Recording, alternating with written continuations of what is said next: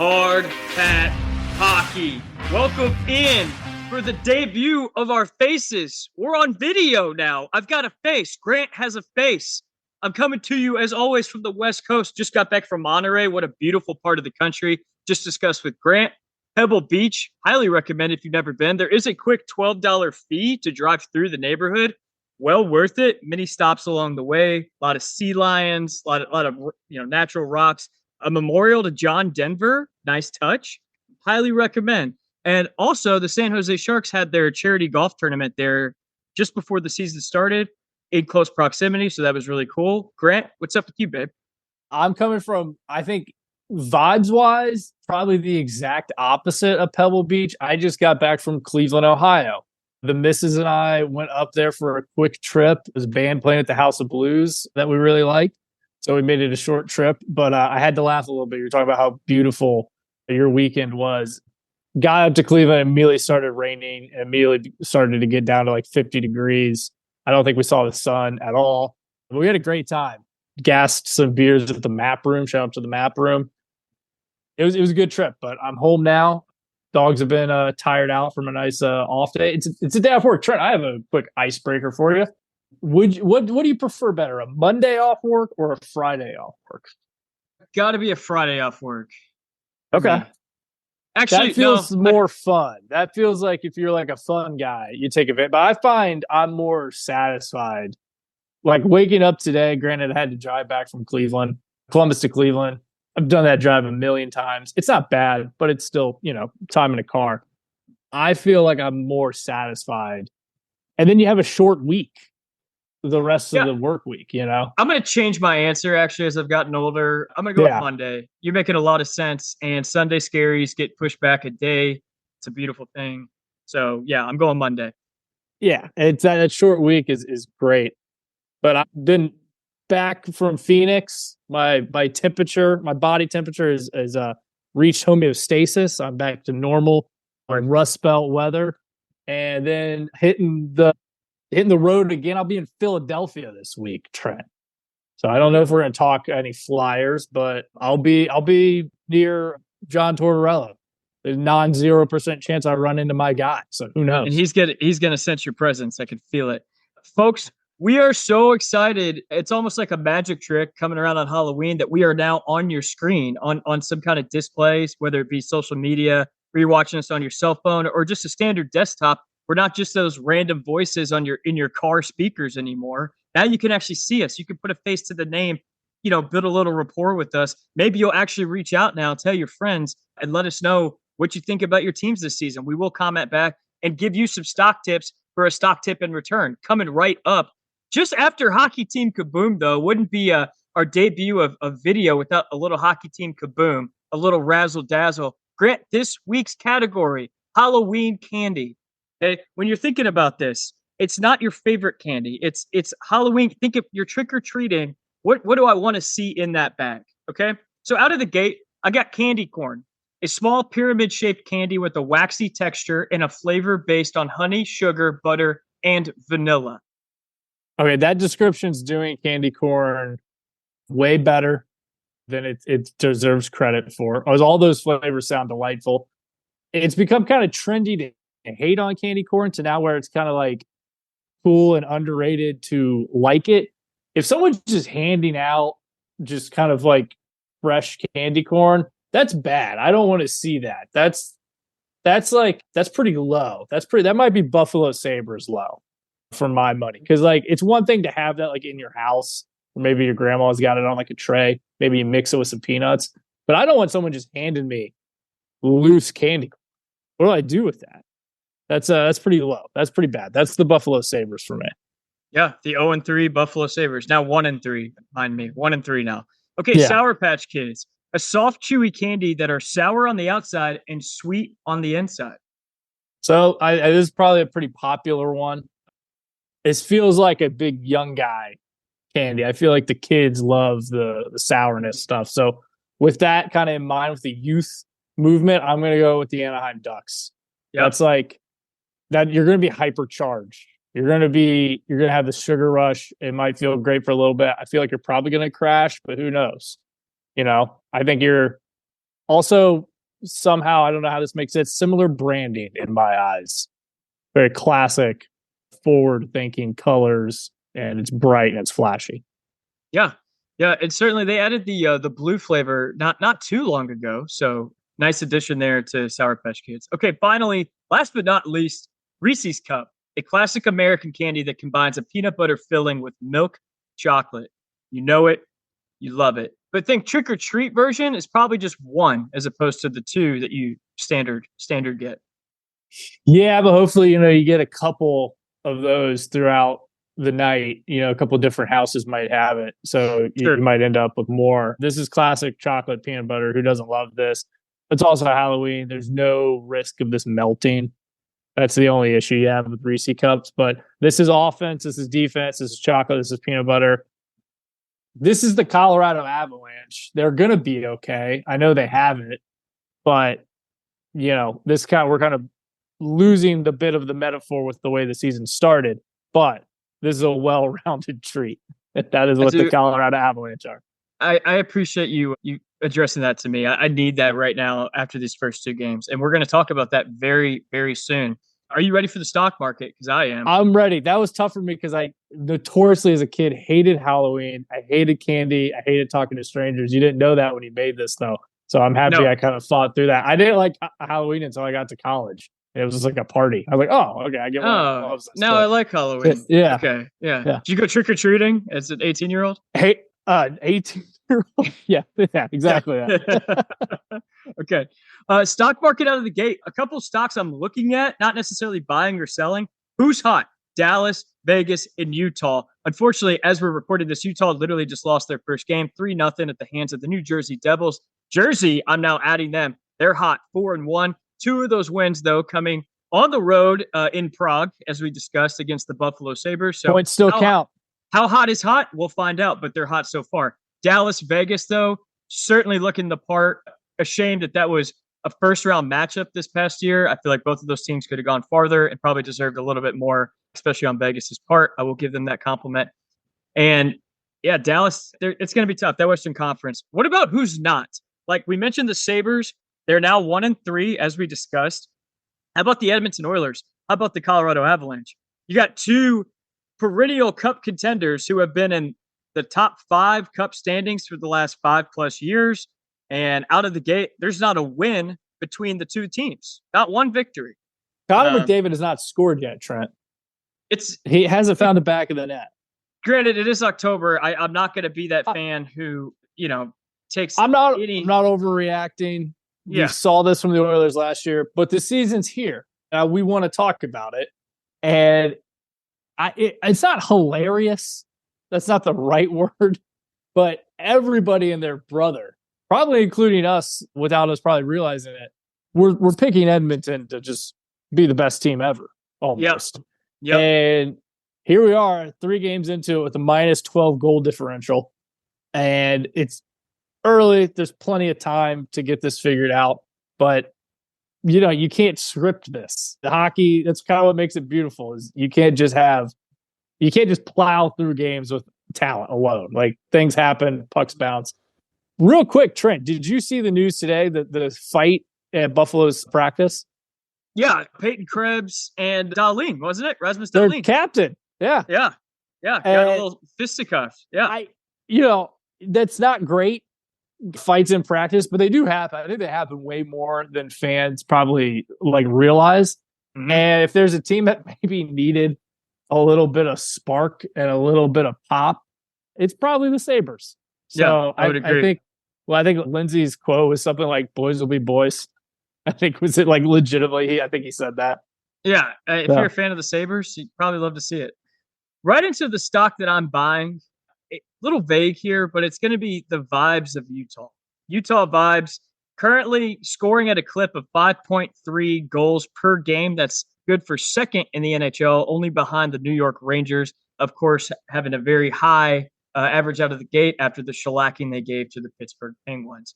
Utah took down Chicago at home for that home opener. We can talk about that. I thought it was a great presentation, a great start for the quote-unquote new franchise.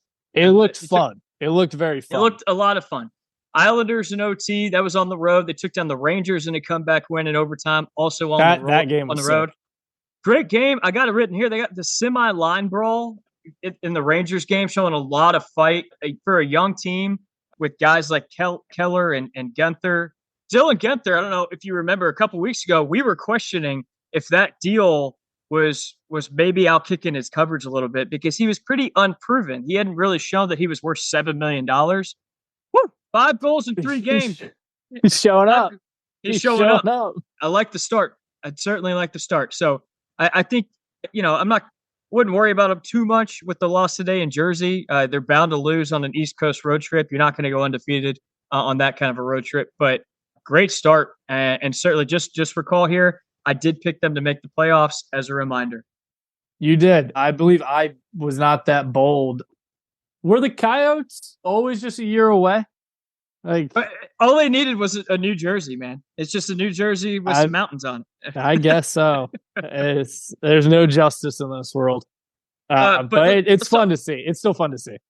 Let's talk about that game for a second. It was a good environment. Just even watching on TV, it looked like a lot of fun. We've talked about the shortcomings of Delta Center. They've done a nice job of being very humble about it and just accepting and being honest and transparent with the fans about the obstructed views. It would be worse if the management was not transparent with fans and tried to hide, tickets that obviously had obstructions. And they're selling those at a lower cost. Right. They're giving them a name like 1 goal seats or something like that. And they also got other seats that aren't necessarily available at other NHL arenas. You sent me a video of those corner seats.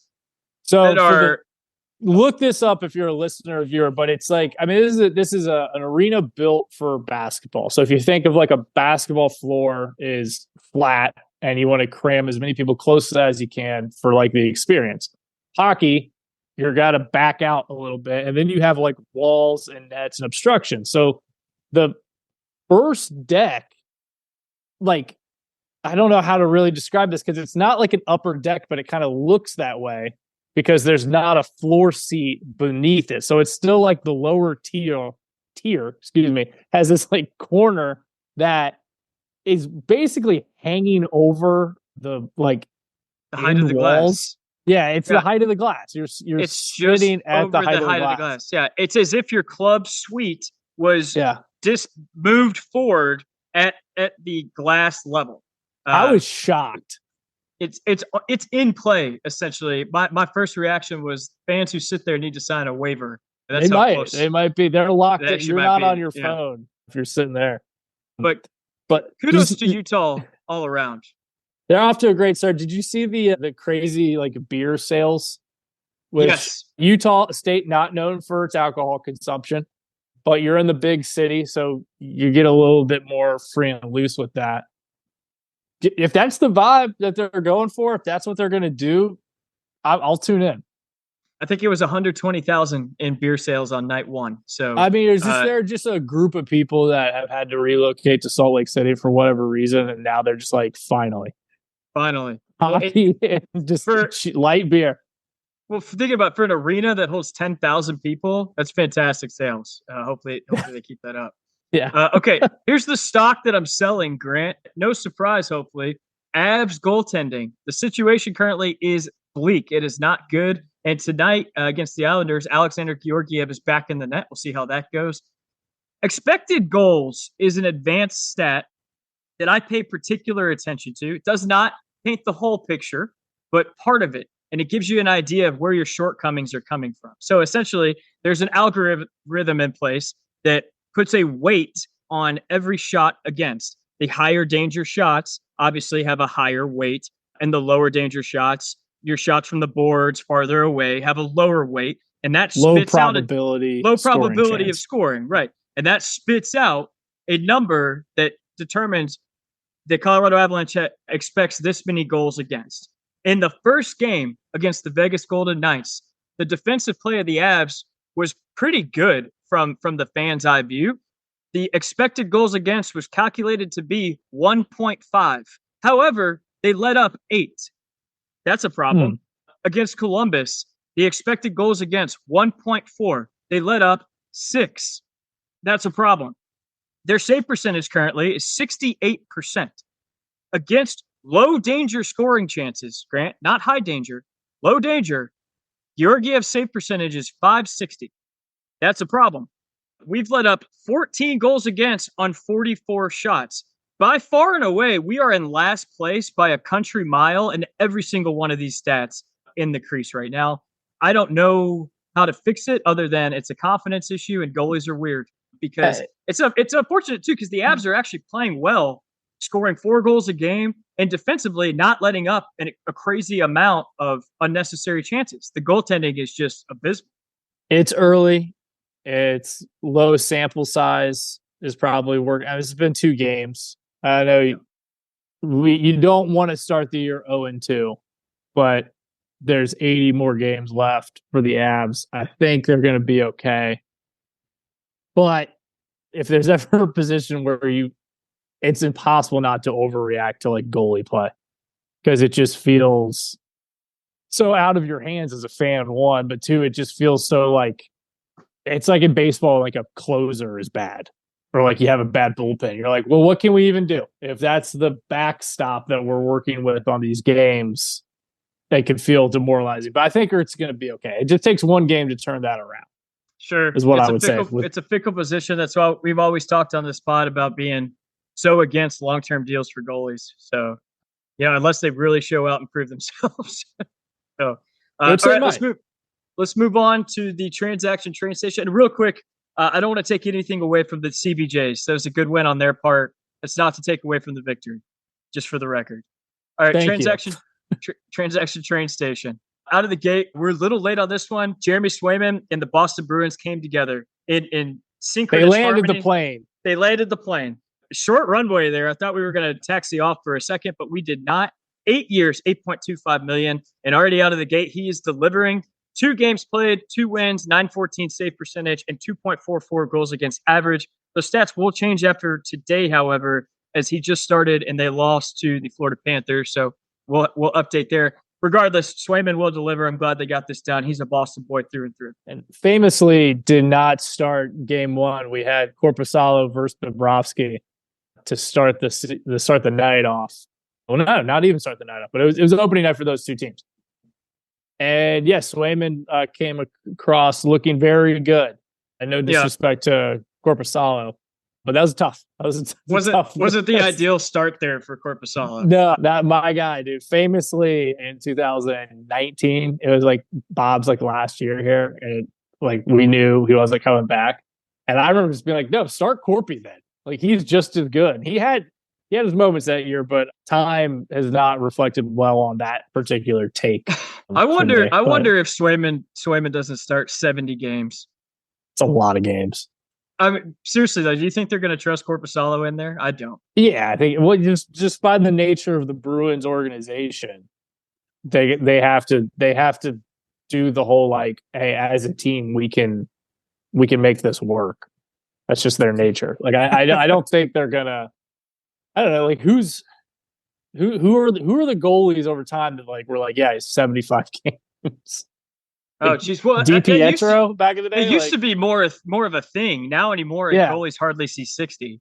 But it was much more of a tradition. Goalies playing the majority of the season. Backups were a forgotten thought. It was a disaster. Something was awful. If a goalie, right. Yeah, back. Yeah. Right. Yeah. Like Marty Brodeur, like played all the time. Yeah. I think. All right. So, go ahead, Grant. Maybe Swayman's a renaissance man. Maybe he brings that back. I love Sway. I'm so glad he got this figured out in Boston. I know Matt Connolly is too. Shout out to Matty. We kind of missed the window. Shout out to Matty. We kind of missed the window to talk about the Amazon series, but I really love Swayman's dad in that show. Oh, he's great. Yeah, he's great. Amazing. We can talk about it when we get to housekeeping. We can plug it in there. Okay. All right, let's knock out. We got a couple more deals. We can fly through this pretty quick. Tyson Barrie, 1 year, $1.25 million. He's 33. Immediate opportunity in Calgary for a top 4 defensive spot. So he'll get some playing time that he hasn't had the last couple seasons. I hope he does well. He used to play for the Avs. Kevin LeBlanc, love this deal for CBJ. Big fan. 1 year, big fan of this move. $775K. Have you seen rewards yet? Has this paid off? We knew, again, everything we talk about that CBJ is going to be kind of through the lens of the loss of Johnny Gaudreau, we knew we needed a little bit more in the forward group as the preseason went on. General Manager Don Waddell kind of mentioned that, like, hey, we're going to probably find some guys late in this. I'm pretty, he's a bottom six guy. Like, it's not, transformational about like how we're playing, but he's part of a group that's playing really well right now, just across the board. I only remember LeBlanc as a fast and effective player who was on the Sharks roster when they were good. So yeah, that's why I like very the well move. said. He was a part of very good teams. So I think will definitely add some depth where it's needed. Niels Hoglander signs with Vancouver, 3 years, about $3 million. He's been in that system for a long time. This is kind of the bridge to hopefully a bigger, brighter number for him after this 3-year deal. He had 36 points in 80 games last season, already 2 points out of the gate and 2 points this season. He's only 23. Bright future here. I like his future in Vancouver. Max Pacioretty gets it done with Toronto. 1 year, $873,000. Let's hope he stays healthy and hopefully he can still produce. Going to be tough in the Atlantic Division. Carter Verhaeghe, 8 years, $7 million. Florida Panthers. Strategic announcement here, conveniently right after the home opener. This was already done. It was already signed, and they announced it on social media after the victory of Game 1 over the Boston Bruins. Huge deal here. The back half of this deal may not look great, but right now, who cares? This guy is so clutch. The playoff goals that we saw rang throughout Fort Lauderdale at a minimum, if not the entire state of Florida. Sorry, my Tampa Bay fans. Verhaeghe is a baller, and they are very lucky to have him at this price right now. It plays. Linus Ullmark making friends early in Ottawa. He likes to trade, Grant. He wants to stay with the Ottawa Senators for 4 more years, $8.25 million. Love to see it. A guy I know Boston, same number as Swayman. Probably struggled to lose him. Probably, going to miss Ullmark this season, as we just talked about. They don't have that insurance policy anymore. They had 2 starting goaltenders last season. That was bound to break up. They break up the band, and he goes to Ottawa, and is going to get a lot of playing time there. So good for him. Seems like a great guy. I really enjoyed the relationship between Ullmark and Swayman last year. Finally, it's very funny they have the same number, 8.25. 8.25. You think they were just texting each other back and forth? 100%. Yeah. Finally, news out of Seattle. Some good news here. Joey Dackert, I'm a big fan. 5 years by $5 million. I think this ages very well. You're going to see the likes of Philip Grubauer is the starter. I think it's going to be more of an even split this season. Hopefully, Joey Dackert steps up, and it's more of a 1A, 1B situation. They're certainly going to need it. Seattle's going to have some tough games ahead in a Pacific division that we talked about. Only got better. Seems like every division got better.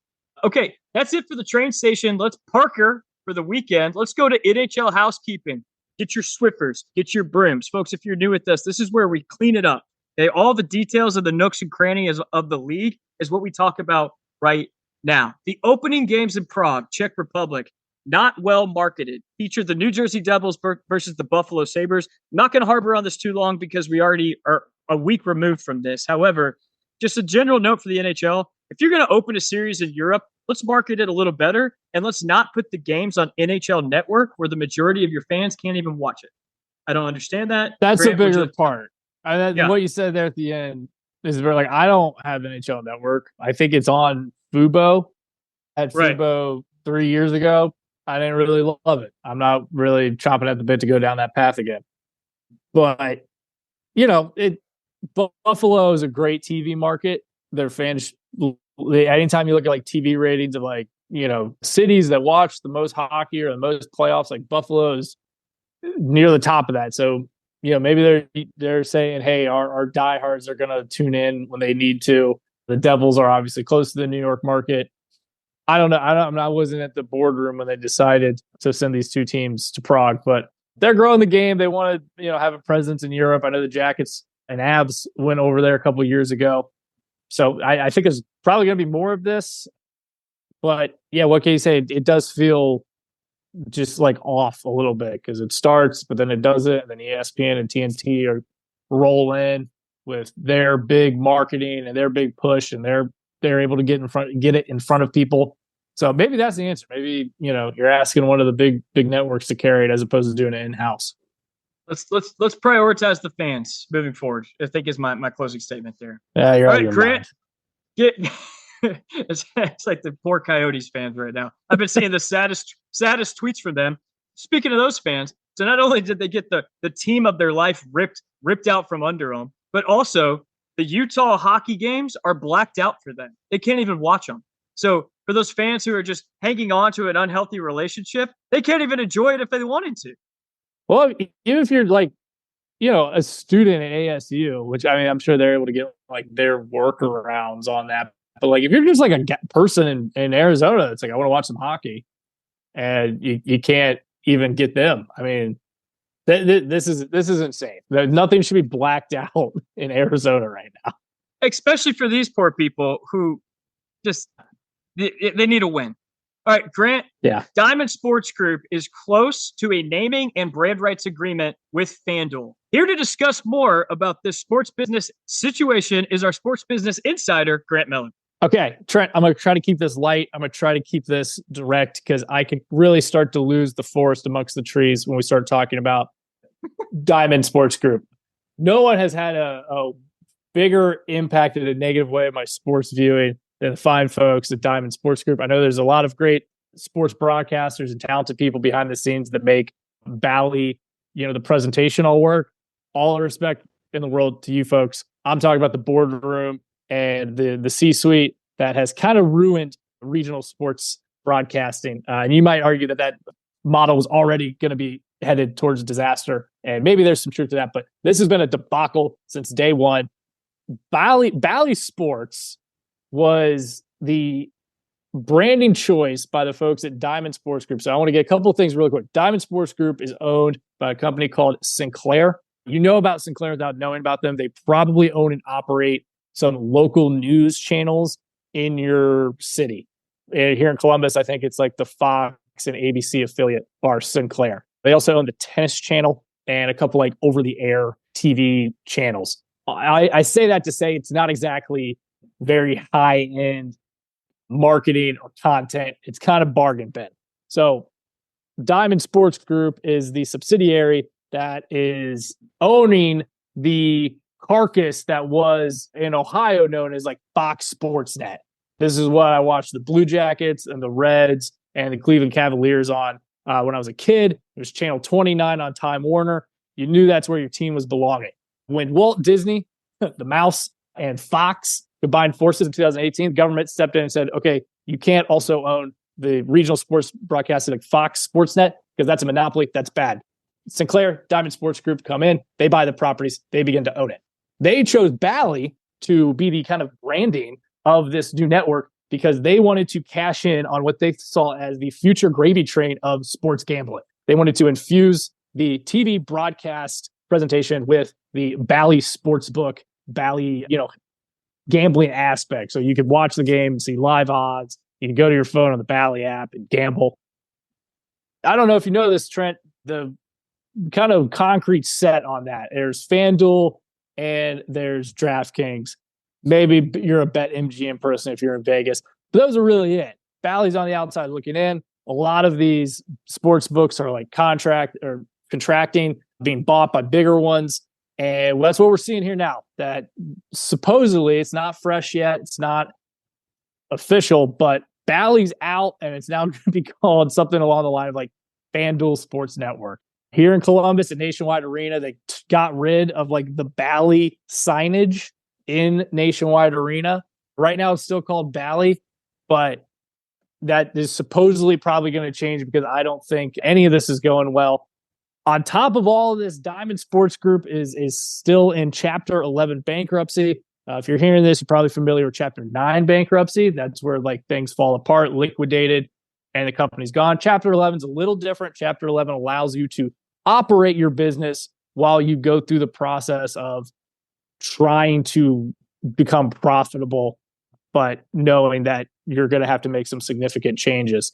The big thing with what happened with all of this, and again, I don't want to get too lost in it, but in 2020, YouTube TV, Hulu TV, and Fubo dropped what would become Bally Sportsnet from their channel option. So if you had any one of those services, you could not watch Bally.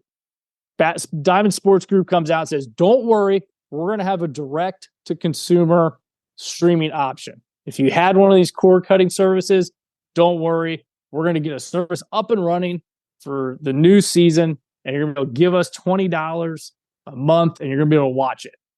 It took a year and a half for that service to be operational across the board so that fans could watch their teams. So they missed an entire year of content. And if you didn't have Xfinity or Spectrum, your classic cable providers, you were in the dark and you weren't going to be able to watch your team.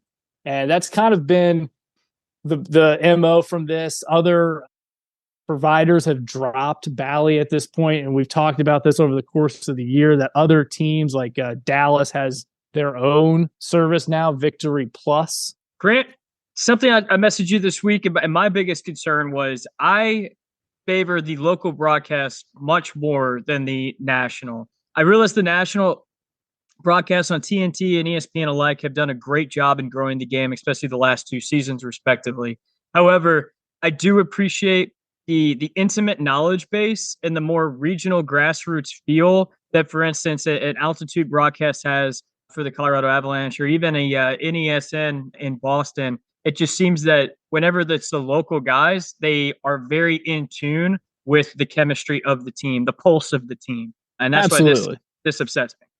Yeah. And I think that's a very common thread through all of this is, our generation, like you and I, we grew up just with our guys, man. I mean, Jeff Remmer just retired in Columbus, and he was synonymous with the Blue Jackets. But like where we're headed is just kind of unprecedented. They got to get this ironed out because there's just some markets that are just in the dark right now, and some aren't. And that's what kind of makes it hard because the NHL is not going to step in and just say, hey, we're just going to take control of every TV production because, like you said, like NESN in Boston does a really great job. So you can't look at everything and just say, well, we'll just cover it. So it's been a problem for like 4 years, basically. And it feels like we're finally kind of seeing the end of the light, but we're going to get used to some new branding. I don't think it's going to change the production value. I just had to re-download the Bally Sports app again to watch the CBJ. It's not my favorite app in the world. It's kind of clunky and not exactly user friendly, but it's how I got to watch the team. So that's where we're at. If you're new to us, or if you're not new to us, if you haven't picked up on it already, our biggest concern is the entertainment of the fans. We want to make sure the fans have a good experience. That's why we're so sensitive to fans when they can't watch a game, blackout regional limitations with the current viewership deals, apps not being ready. That's currently what the Colorado Avalanche fans are dealing with. The Altitude app is just not ready. Things like that where we need to start taking care of our fans a little bit more if we're going to be serious about being a larger league in North America. And it's growing, but we need to fit the bill, if you will. Big time players and big time moments, right? Show up and perform. Okay, Grant, you mentioned the word unprecedented. I'm going to piggyback off that. The quote of the week is from ESPN. Unprecedented and highly unique situation. That, of course, in reference to Robin Lehner's situation with the Vegas Golden Knights. Surprise, surprise, they are magically above the cap as the season begins. If you recall, a couple weeks ago, they were $4 million below it. Robin Lehner's contract, exactly $4 million, is not going to be on the books this season. He will be getting paid, however, which begs the question, what actually is happening? We don't know. There is zero transparency, as is normal, as is tradition out west. The contract will not count against the cap, but he will still be paid. Out of the gate, my thoughts are this more than likely is a situation where personally Robin Lehner probably made poor life choices. And we don't know that. We don't know for sure, but for whatever reason, he's not allowed in the city of Vegas, is my understanding. That's per Elliot Friedman. So because of that does lead me to believe that there is some personal decision making there that has forbidden him from the city in which he was supposed to play hockey. Again, I don't know for sure, but that's how it reads. Given he hasn't played in a lot of years. Contracts are contracts. and he signed it, and Vegas agreed to it. So, you Right. have to kind of honor that a little bit. But we're talking about a guy who hasn't played in a few years. And does anyone pick him up, or do you think this is kind of it for him? No, I think this is it. Yeah. I don't know how you could with that contract. I don't know why you would, but no, this is it. So yeah, there could be personal aspects of play here with Robin Leonard's side. There could be more cap circumvention, obviously, with Vegas' side. Again, want to stress this. Don't know for sure. Just trying to read between the lines with what we have been given. Speaking of cap circumvention, though, you made a great point. Texted me this week. Edmonton Oilers are exploiting the long-term IR. Vander Kane, $5 million deal. With him on LTIR, they are now $1 million above the cap floor. Or sorry, just below the cap ceiling, making them legal to play in NHL games. Do you think there's some exploitation there? I think this is what it takes to be a cup contender in the NHL these days. You got to play this fast and loose. Yeah, I think the timing of it is peculiar. I mean, if we're going to talk about the Knights to the extent that we have, we at least have to mention moments like this where it's like 2 weeks before the season. They're like, oh yeah, like Kane's out. Oh, it's a really bad injury. Yeah, it's they don't seem too heartbroken over the Kane surgery, and the timing of the Kane surgery was very peculiar as well. They definitely seem more than ready to start the season without him. So interesting out of the Edmonton camp. And maybe they need him. Maybe he's the missing ingredient. Maybe they're 0-3. All right, a couple leadership opportunities coming up. Clayton Keller was named the captain of Utah. I'd say that's working out. We talked about the vibes in game 1. It's only carried through into game 4, even today. They are playing very well. Jordan Eberle was named captain of the Seattle Kraken and showing his worth, 3 points in 3 games. Who doesn't have 3 points in 3 games, however, is Matty Beniers. Matty Beniers will be the pinnacle of that Seattle Kraken offense. He currently has 0 points, which leads me to my next point. Jessica Campbell, the first woman to coach a game in the NHL. She is the assistant coach hired over the offseason. If I'm Jessica Campbell, I am getting in Matty Beniers' grill. You are our best player. You have to show up. The whole sophomore slump, entry-level contract, you're not making entry-level money anymore. You're making big boy money now. It's time to show up. 0 points in the first 3 games. Can't have it. We depend on you. It's time to show up, Matty Beniers, if that Seattle Kraken team is going to have a prayer of making the playoffs. But good for Jessica. That's awesome. Great story. Great. I mean, not as great vibes as Utah. Obviously, it's a party in Salt Lake City. But Seattle, every time they're on my TV, I'm just like, man, that looks so awesome. Just everything they're doing. Yeah. Really fun team to watch. Yeah. Okay. A little bit of news out of San Jose. Askarov, as you remember, the goaltender traded from Nashville to the San Jose Sharks because he wanted to be a starter. In Nashville, obviously, he would not have been. He will be starting the season in the AHL. Misleading tweet, it's due to injury. He has yet to practice with the squad. Fear not, my friends. He will be the starter by the end of the season, I promise you. Mackenzie Blackwood got the nod for that opening game. Very entertaining. I watched the first 2 periods where the Sharks took a 4-1 lead, fell asleep, woke up the next morning. Blues came back and won 5-4. And yeah, dude, the Sharks got hit with some other bad injury news. I know that's on the next roundup, but just go right into it, man. With Celebrini, is that how you say that? Yeah. Yep. Hip injury. That's not great. He looked awesome against the Blues. I was really excited to see him play. Hip injuries are weird. It's either like you just give it rest and you're back, or it's like you're going to be dealing with that all year. And it's probably never going to feel 100% right. So that's a bummer. He's not a lot of great reasons to watch the Sharks, respectfully, unless you're a big Sharks fan. He was one of them, though. Celebrini certainly looks the part. If I could say anything about those first 2 periods, is that they may be young and dumb out of the gate, hence giving up 4 unanswered goals for the comeback victory. But they are fun. I mean, they are flying around. They got some stags out there that can seriously move and sling the puck around. And offensively, that power play is very cathartic, very electric. And I look for them to score a lot of goals, probably give up a lot of goals as well in the process, as we've seen already. Okay, out of New York Islanders camp, Grant, last season, July 1st, 2023, Pierre Engvall signed a 7-year by $21 million deal. Comes out to be $3 million per year. Big extension, a lot of money for a long period of time. with the New York Islanders. Lou Lamoriello sometimes has a mind of his own. This season, October 6th, 2024, he's already been placed on waivers. 1 year into the 7-year deal, already put on waivers to be exposing the contract to every other NHL team.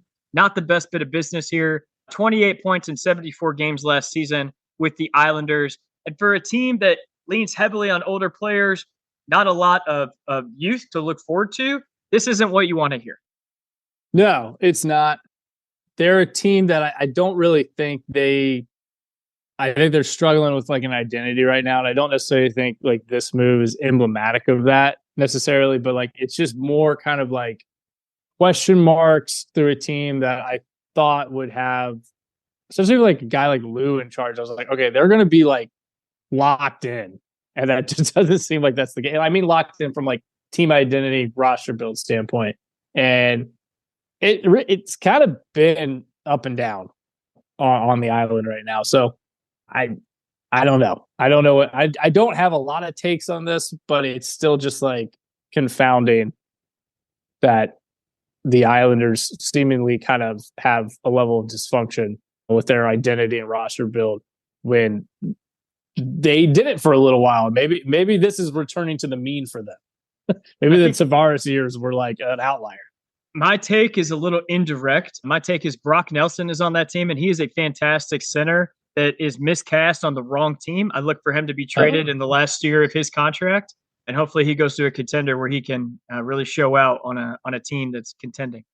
Okay, moving right along, a little bit of business. The NHL draft will now be decentralized and hosted in Los Angeles next season. When I say decentralized, I mean the GMs and management of every team is typically present at their respective tables at the NHL draft. Now it will be like the NFL draft, if you are familiar, where all the GMs are at their own home station working remotely via phone calls if trades were to be made and calling in the draft picks to Commissioner Gary Bettman. I like this. I think this will serve less of a business stuffy atmosphere that the NHL draft probably has been and be more centered around the fan experience. Hopefully that's what they're leaning towards at least. Yeah, I hope that's the route they go with it. I do kind of like when like the GMs have to like give the picks themselves. There's something about that always cracks me up. This is just going to increase the amount of Gary Bettman on my TV, which I mean I kind of like to avoid that if I can. I would agree. Yeah. Okay, let's go to the newest and best tradition in this season, the 2024-25 season. Columbus Blue Jackets get their first victory of the year. Big win in Denver over the Colorado Avalanche, 6-4. Grant, would you like to take it from there? Yeah, so a lot of teams do this where it's like after a win, they have like a item, like a hat or like a chain or just something that like you give to the players, give out themselves to like a player of the game sort of thing. And, you know, the guy who gets it usually does like a speech. For the past 7 seasons, been a long time. The Jackets had like a Civil War era hat called the Kepi. It was pretty cool. I mean, it plays up that Civil War imagery. You know, the team does a good job of marketing that and presenting. They would always do videos in the locker room of like handing out the Kepi. They post on social. There's some really cool moments that have come from this. The teams took it a step higher this year. Jackets beat the Avs. Very exciting, very fun game. Go into the locker room. Boone Jenner obviously hurt. Zach Werenski steps up as the leader, dresses the team, says, guys, we're ditching the Kepi this year. We got this felt donkey hat that looks like kind of like a beanie with like a donkey head coming off the top. And it's got the logo on the side and a 13. And Zach just says, because Johnny called everybody a donkey. So if you do good, you have win, you get the donkey. And Zach gave it to Sean Monahan, obviously Johnny's best bud from Calgary, and they give it to him, and it's really good. Go look it up. Go look up the video. I can't do it justice. I sent it to Trent when I saw it, but Monahan's just how thankful he is for everybody in Columbus to making him feel at home, and it's such a cool video that Sean has to go do TV after. and he's still wearing it. In the donkey hat. Yeah, and Dave Metzold, he's a great guy up front. Bally Sports was like, talk a little bit about the donkey hat, and Sean just kind of exactly says what Zach does, and he's like, John's probably like looking down right now, laughing at me, how silly I look, and it's cool. It's just again, like I think we have a really close team here in Columbus. That's what everyone's been saying so far, and this is just indicative of a locker room that's like coming together. They have, John's jersey hanging up in the locker room, whether they're home and away. It's prevalent on a lot of the social media stuff. So this is just like another thing for the team to kind of rally around a little bit. Yeah, go check out that video. It is a tough watch. I warn you now. And I think it's cool they gave it to Sean. I think you also going with this, like, Kent Johnson had a great game. Zach had a great game himself. Monahan gets the empty netter against the Avs. It was like kind of like a 2-man into the empty net. Kirill Marchenko could have passed it into the net, win it. He lays it off to Sean to get Sean on the board and get him a goal. It was pretty cool. All of it was pretty exciting. I hope we talk a little bit about the game here. Dude, Kent Johnson's good. Put on some weight. He looks a little stronger. He's playing with some edge. He was a guy that was kind of like on the outs of the last regime. I like him a lot. I do too. And he's one of these guys. I mean, we're excited. He's one of these guys that if the Jackets are going to become playoff contenders in the next couple of years, he's the guy that's going to take the steps, start being a top 6, asset. He's a guy that's, he was a first round pick, and this is what you expect a first round pick. So we love to see it. We absolutely love to see it. Is there a relation there to Mark Johnson? I don't believe so, but he's a Michigan guy. Yeah. Why? So I figured he was an American kid. No, he's Canadian. He's Canadian. Oh, yeah, he's from British Columbia. I don't know if our fans noticed today, our first episode, I'm rocking the USA hockey polo. They look sharp. Yeah. Okay. I don't know if you're. Yeah. So he's not American then. That's fine. So no relation. All right. Moving right along. Goaltenders are breaking the market, Grant, with a Swayman drama. Obviously came to a head. Resolved. Thankfully, we talked about they landed their plane in Boston. Thank God. Igor Shesterkin is trying to flip the goalie market on its head in the most historical fashion. He was offered an $8 by $11 million deal, $88 million grand total. Would have made him not only the highest paid goalie thus right now, but forever in the history that the league has seen, the highest goalie contract. He's not only trying to become the highest, clearly, he's trying to destroy it. He's trying to destroy the record for the number. I know initial rumors said 14 million. I don't know how much higher he could go here realistically. I don't know who can afford that. I don't know who can afford it either. That's what I'm getting at. Like, who can afford a $14 million goalie? 11's a lot, man. This is probably, he's 28. He's earned a pay raise. He's earned a bump. He's making the best move he can for himself to get as much money here. If he thinks he can get 12 instead of 11, fine. That's still getting to a point where it's like, I don't know who's taking that. Yeah. Like we talked about with the Rangers though, man, as soon as they sign this cup window, what was it? It's going to eat so much of that space. Yeah. And the cap will go up, but I don't know if it'll go up enough to. Not fast enough. No, to justify that. Oh man, the Mets are killing the Dodgers. Sorry, I just got a glimpse of the score there. We're all sports friendly here.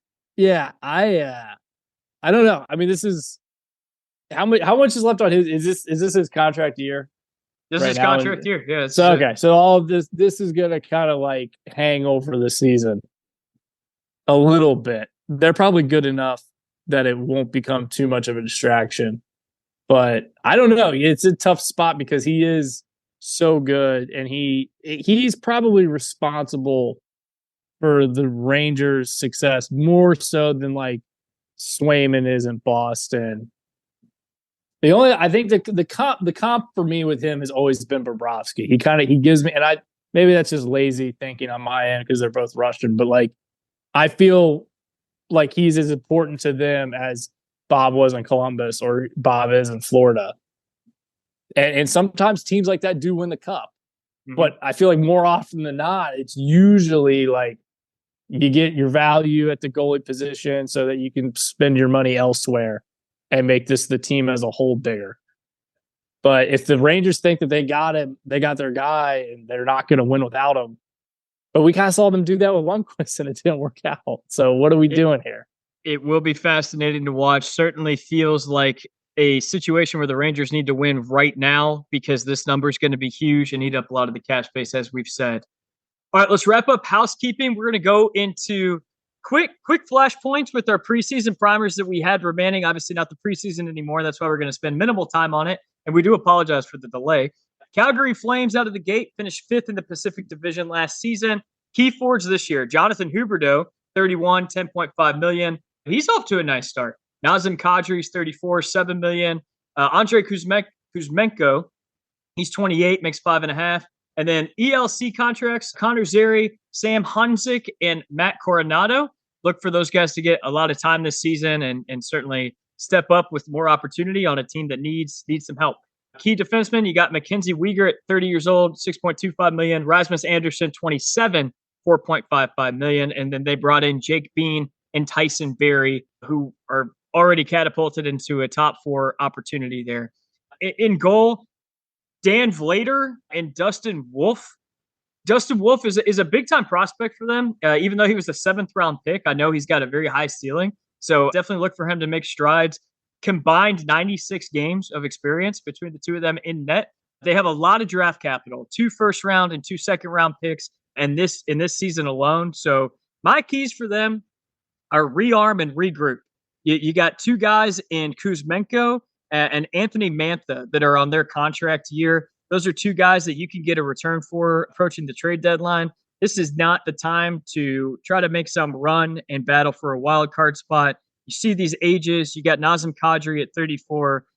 No time to try to spend, sell, reevaluate, get some assets, get some capital, and we'll live to fight another day. I've got them 8th in the Pacific Division. Yeah, I don't think that. Well, is that below the Sharks? Yep. Ooh, you heard it. Okay. Yep. Wow. I took some hot takes this season, Grant. Yeah, I had to think about that. I don't think they're going to make the playoffs, but they're off to 3. It's hard right now because they're 3-0. I know they're 3-0. It's totally making me bite my tongue. Yeah, but they're playing inspired too. I mean, everything we talk about the Jackets with losing Gaudreau, like a lot of that's going to apply with Calgary for this year as well because they had a great. Did you see the kind of celebration video they had for him? For the home opener where they shot like great. The light would like spotlight a area of the ice as like the goals that they were showing on the video screen. So like the ice was shining like where Johnny was when he like scored a goal. So pretty creative, pretty cool like use of kind of the ice and lights and everything like that. So right, I'll be rooting for Calgary as this year goes on. Again, I don't think I just think things will find a level where they start dropping points. But if you're off to a hot start right now, and these points matter. Trent and I always talk off pod, and this is something we're going to kind of hit on as the season starts. If you're in playoff position around USA Thanksgiving or USA Christmas, dude, you're in a great spot. You just banked a lot of points. So if they're hovering close to it, who's to say? I'm still looking for that stat, Grant. It's something absurd if you're in a playoff position post Thanksgiving. The odds of you making the playoffs are something like 60 or 70%. I can't quote it right now. I need to find the stat. It's something like 3/4 of the teams that are in playoff position come Christmas end up in the playoffs. Yeah. Like it's something like that. Yeah. It doesn't hardly move. Yeah. There's 1 or 2 spots might flip, but it's a grind if you're not in a playoff spot by Christmas. And it's October 14th right now. It's Indigenous People Day. It's Canadian Thanksgiving. That it's going to fly by. Like it's going to fly by. So if you get your points when you can, you're in a great spot. +7 goal differential. Again, I think the lack of depth is going to end up, catching up to them. But shout out to them right now. Yeah, agreed. All right, let's go over to Vancouver. What a beautiful town. If you've never been, go. Stanley Park is a phenomenal place to grab a beer and be next to Rogers Arena. The city sounds delightful. Is just incredible. We stayed on Horseshoe Bay. and had a beautiful view of the city and great food, great drinks, great city. Highly recommend. They're hosting World Cup games in 2026 when North America's hosting the World Cup. Yeah. That's a sneaky good spot. That's a sneaky ticket. I'm not above it. I'll go. Speaking of a well-constructed city, this is probably one of my favorite, most well-constructed forward cores in the league. You got Elias Pettersson is 25, 11.6 million. Had some woes in the playoffs, probably led root cause there. I'm assuming it's the injury. I don't foresee that playing out again this season. I think he'll be much more of a factor come playoff time because let's be real, they're going to the playoffs. JT Miller's 31, 8 million. Brock Besser, 27. Last year of his $6.65 million deal, very interested to see what they do with this piece. Brock's been a long time Vancouver Canuck. Jake DeBrusk comes over, 27 years old. He signs a $5.5 million deal. Connor Garland's 28, $5 million. A lot of great forwards there and a lot of depth, too, in guys like Teddy Bluger. Niels Hoglander, we talked about earlier. He's a young guy who's been with them for a long time. Daniel Sprong at $900,000 is a guy who could play on a second line for another team, but they have him in a depth position. That's lethal. They can score from all over the place. Defense, Quinn Hughes is 25. Your guy, $7.85 million. My guy, and he looked so good on the Amazon. Dude, I was just going to say in episode 4, the Landeskog, Quinn Hughes episode, Jake Trouba episode, the Mark Messier winner. True. Yeah. I want to get Quinn some stainless steel pans. He was making himself a nice lunch. Yeah, I don't know what he was using, but I was like, I want to send him some stainless steel. Haley and I noticed next to his kitchen was an infrared sauna. Very nice touch. Just taking care of himself. Nice touch to the kitchen. And where he lives in Vancouver, we walked right by. It's like this little island in the middle of downtown. Beautiful spot. Quinn Hughes, we talked about. Philip Roenick, 26 years old, signed a big deal, 8 years over the summer. Carson Soucy's 30, $3.25 million. Tyler Myers is 34, $3 million. We talked about their forward depth. Goalie depth, Artur Shilovs and Kevin Lankinen brought in recently, and then Artur Shilov signs his 2-year deal over the summer. Thatcher Demko expected to come back October 22nd. Dakota Joshua adding more forward depth coming back eventually from the IR right now, as we said over the summer. He does have testicular cancer. We wish him all the well. And we did give him Hardhead of the Week when that story broke. So Dakota Joshua also signed a 4-year deal over the summer. Well-deserved, well-earned, earned his keep over that playoff series against Nashville and Edmonton, respectively. So I think this team goes far. I think they have cup aspirations realistically. And the weakness here, I think after the first line of defense, maybe you're looking at a little bit of vulnerability. Maybe they look to shore that up come trade deadline. We'll see how it goes. But certainly this team is primed for the cup.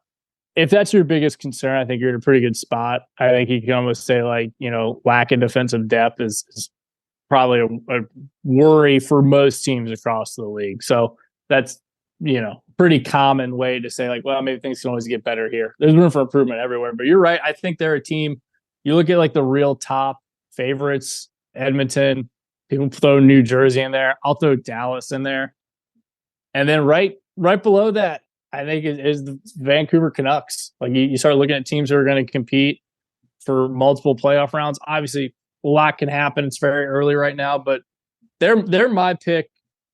I know it's so weird because these games start and Edmonton's 0-3, but I have them finishing second behind Edmonton. I've got them second as well. Yeah. But it does appear visibly forwards check, goaltending double check. Yeah. So we'll see. I think, and Quinn Hughes on the blue line, you could go ahead and throw a little check mark there as well. Yeah. So and we didn't even mention Rick Tocchet as the head coach, Jack Adams Award winner last season. Yeah. What a steal. Big fan. Good home ice, presence there. It's on you're getting a lot of teams traveling to Vancouver. That's not a great trip usually. So a lot of positive things. I know they kind of were dipped in productivity there for a few years, but I think they're going to stay right near the top. Okay, Edmonton Oilers, we talked about. They have $1 million in cap space, largely in part due to the Evander Kane on the LTIR. Had a procedure done over this last season. Sounds like on a lot of different issues for multiple injuries that were nagging him all of last season. Their key forwards, no secrets here. 27 years old, Connor McDavid, $12.5 million.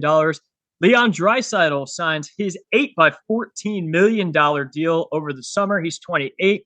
Look for him to have a monster season alongside his buddy, Connor McDavid. Zach Hyman's 32, $5.5 million. Ryan Nugent-Hopkins is no stranger to Edmonton. He's 31, $5.13 million. They added a lot of. He's 1 year older than me. I feel like he's been. I feel like he's been in the league for 15 years. I was in high school watching him. Yeah. They added a lot of depth. Victor Arvidsson, Jeff Skinner, and re-upped Adam Henrique after his playoff season or run with them this past season. That's a whole second line for them right there. And then Connor Brown on top of that brings a lot of depth that they probably didn't have last year. Now they don't have to lean so much on the scoring of McDavid and Draisaitl. Now they do have these other guys that can score as well. On defense, little more to be desired here. Darnell Nurse is 29, $9.25 million. No secrets there. That's one of the worst contracts in the league. Matthias Ekholm is 34 at $6 million. Big fan of his. Evan Bouchard, this kid's a stud. 24, $3.9 million. And Brett Kulak, 30 years old, $2.75 million. Want to mention this. Over the summer, they lost Philip Broberg and Dylan Holloway via offer sheets to the St. Louis Blues. Found it very symbolic that Philip Broberg scored the first goal of the season for the St. Louis Blues. The assist from Dylan Holloway. Dylan, they'll probably get by with the pieces that they added at the forward core. Philip Broberg, though, for their blue line, I think that's a loss that they're going to feel. This defense always leaves me a little shaky. It's certainly not what carried them to the Stanley Cup Finals. But it's what changed. It's what changed significantly. Like last year, not a great start. They started playing just better team defense across the board. You're right. Their blue line was not carrying them, but it got better. It got better enough to where then, your stars can take over. And again, it's early. It's 3 games into it. But right now they're playing like Edmonton, 3-4 seasons ago where defense was completely optional. Right. And again, I don't think it's the offer sheets specifically that are like the problem in losing those guys, but how they're playing right now is not indicative of a team that is taking anything seriously. Honestly, I mean, their best player is Corey Perry. Yeah, that's valid. And they brought him back on a 1-year deal, $1.4 million. And I don't hate him like some hockey fans do, but if you look at this roster, you're like, well, who's going to be carrying them? He's very low on the list. Grant, I don't know if you've noticed in this episode, we've had a theme that's kind of slid under the surface. It's the series on Amazon Prime. So this will be our final note on it. If you haven't watched it, go watch at least the last episode where they feature the Edmonton Oilers, Connor McDavid's not breakdown, but show of loud leadership during the Stanley Cup run in the locker room. Very different angles on Mr. McDavid that will give you some perspective on where he's at. And I think he's going to come back this season with vengeance. And that sound bite's just very funny to me, him yelling at the guys. Yeah, it maybe was a bit awkward of a delivery. Maybe he didn't seem like a guy that yells a lot, right? But didn't have a lot of practice yelling at his team. But maybe that matters. Maybe you're like in the locker room, like, oh shit, dude, Connor's pissed. Yeah, maybe it's one of those like, whoa, he never yells. Yeah. So we talked about the blue line questions in the playoffs as well. Goaltending has seemed to be a question mark too, and between Stuart Skinner or Calvin Pickard or somebody that they add along the way, they'll need one of those guys to be a consistent, solidified answer because we can't waste time anymore between McDavid and Draisaitl, 27 and 28. They won a cup. These guys deserve a Stanley Cup. They're 2 of the best players in the world. Can't waste time with subpar goaltending. And if that is their letdown, it's going to feel like we're just wasting years on a window here. So I think which then everybody loses. True. Yeah. True. But I don't know. I've got them first in the Pacific. It's going to, in large part due to does their defense show up in the playoffs, and does the goaltending show up as well? Forward core was totally reinforced and already had massive weapons, as we said. So yeah, Pacific Division is a lot of fun. I love the Anaheim Ducks had a great win out of the gate. A lot of Yeah, fun they to did. watch. Yeah, they I'm did. really high on them. So it's going to be a fun division to watch. I wish I was in your time zone a little more, that I'd be able to catch a lot of these games. Father Time's catching up to me, dude. It's tough. I tried to stay up for that Chicago Utah game, saw like the first bits, new team and everything like that, but then I was out quick. So I owe it to our listeners and the fans to You do. try You to just stay cover up can't just more. cover the Metro, Grant. Can't just cover I the will, Metro. when I was growing up, like I was like, man, obviously like East Coast bias, all these big sports networks they're in New York, but like the time zone part of it is still like that's a huge part Huge of it. player. Huge. Just like yes. Game starts at 10:30. I can't do this. Yeah, it'll say 10 o'clock on TNT, and you know damn well that face off isn't happening until 10:30. Oh yeah, because you got to listen to Bisonet and Henrik Lundqvist talk for at least 20 minutes before the game. Okay, you ready for the hard hats of the week? Yeah, let's let it rip. All right, hard hats of the week are sponsored by Leroy's Bar. Located in the heart of Worcester, Ohio, Leroy's establishment has provided cheap pitchers and a safe haven for all of the Fighting Scots of Worcester since 1969. Make your reservations today. Okay, Grant, mine's simple. Hard hat of the week is going to Sean Monahan, the first wearer of the donkey, the newest and brightest tradition in the NHL. We talked about the significance of that, honoring Johnny Gaudreau's life. If you haven't seen the video, go watch it. Sean Monahan gave a very emotional speech in the locker room after winning the donkey and beating the Colorado Avalanche on the road. I love this for Sean. Obviously, he came to Columbus for one reason, and that one reason was Johnny. And you could hear it in his voice. He still feels almost to me as if he's a stranger to the organization, and he thanked them so much for making him feel welcome. It's still new to him playing for this team, and I think he fits very well. So I'm rooting for him, and I thought that was a very cool moment. So he gets that hard hat of the week for me. That is a great pick. I love that. And expanding on that a little bit. I mean, I think there's, again, I keep saying it. Everything's going to be through that lens. For a lot of these guys, like, hockey is the normalcy that they probably need right now in their life. And Sean, buddy, Boone Jenner's out. We need you. Things are off to a good start. So, if you could just keep playing well, it's great. I mean, we all win. So there's part of that of like, we just keep this going. That makes that kind of acclimation process like, way as smooth as it can be with all things considered. And I'm really enjoying watching this team. Trent and I've gone like back and forth on like expectations. Like, hockey's always a weird sport. You get optimistic. The news of, Boone getting hurt. We had some other injuries that really takes it down. I start looking at the lineup. I'm like, this just really isn't a good team. But then we're 2 games into this and, tough loss to start the year against Minnesota, but they're in it the whole way. And then crazy game on Saturday where, we beat the Avs and hang tough. They're kind of like an up and down game. And that's I think the biggest thing right now for me is, these past couple of games, there's been moments where, Minnesota takes the lead or the Avs tie it, where the past couple of years, the Jackets would have folded or they wouldn't have found a way to answer. And they're staying in it. And I think all the respect in the world to these guys for going out there. Tip that to new coach Dean Evanson, because he's got them playing like very direct. And it's seemingly like we have a plan when we go out on the ice, which didn't always feel that way the past couple of years. So we're going to keep it in Columbus. This is a big Columbus hard hat day. I have Kent Johnson. Kid's absolutely on fire. He's finding the back of the net. He's playing like he is wanting to prove he's on a bridge deal right now. He wants to get paid the most he can. Shout out to him. He's a guy that's stepping up with a lot of ice time. And I'm really excited. Excited for the season opener is on Tuesday. I'm not unfortunately going to be able to go. Got too much going on between travel time and where I'm at, but I'm very excited. I'll probably head down to, they usually do stuff around the arena leading up to the game, make it kind of like a fun plaza event. Might try to talk to the girlfriend, at least make an appearance down there, maybe stopping into our bar, just seeing what the crowd's like, because it's in the air. It's like really cold in Columbus all of a sudden, so it feels like hockey season again. So it's been a lot of fun. And Really enjoyed doing this show today, being able to talk about it, man. Always a blast.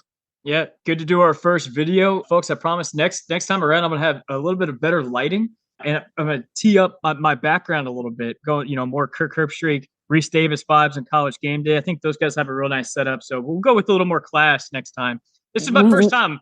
We're dipping the toes in. We're baby steps, early steps of video content. We got some exciting stuff. I've been bouncing ideas off of each other. Yep, gonna get a whiteboard. Gonna get a whiteboard. Yeah. So stay with us if you've been with us this far. We're really excited for everything. Yeah, folks, it's here. It's October. It's wide open. Any team is still in it, obviously, maybe except for the Buffalo Sabres. I'm just kidding. It's a joke. It's a joke. We got a lot of Sabre friends. We do. They're gonna Sean Hackle. come at you. Yeah, they are going to come at me. I work with one. He's very sensitive about it. But no, it's a lot of fun. Folks, thanks for sticking with us. Tune in. Next weekend, we're going to get right back at it. We've got a big week ahead of us. Rivalry games, jockeying back and forth in the standings. We love it. It's here. It's electric. We'll see you next week. We love you. Shit. Good show.